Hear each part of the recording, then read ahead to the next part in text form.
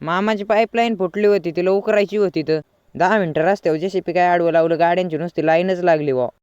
यांचं लिकेज उकरून होऊस तर काही तिथं थांबायला टाईम नव्हता. आपल्या वखारीचं काम चालू होतं, तिथं खोरं द्यायचं होतं. खोरं घेऊन गेलो तिथं पेंटिंगचं काम चालू होतं अँगलला. ह्याचा हात काय वर येईना बोयाला, हांडा लागला काय नु खाली. आता घरी आलो तर आपल्या जवानीकडे फिटर आलेलं होतं. एवढीशी एक वायर जोडायची होती, पण फिटरने अख्खं सीटच बाहेर काढायला लावलं बा. सीट बाहेर काढलं ना, आता फोनवर बोलत बसलं या. फिटरला म्हणलं तुमची इसकोरच्या विलय बारे. फिटर म्हणलं गप्पे, आजच घेतली, नको नजर लावू. वायरीसोबत फिटरने डिझेलचा कॉक दिला बदलून. मग फिटरने पण त्यांची बॅग आवडली. फिटरला टाटा बाय बाय केलं.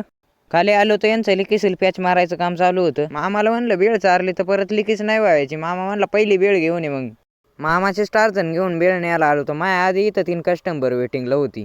मग बेळ स्टिंग घेऊन निघालो आपल्या लिकेसीकडे. इथं आलो तर लिकेज काढून झाली होती. मामाला म्हणलं उराकलं का? मामा म्हणताय ऑल डन. चला म्हणलं मग घेऊ बेळ खाऊन.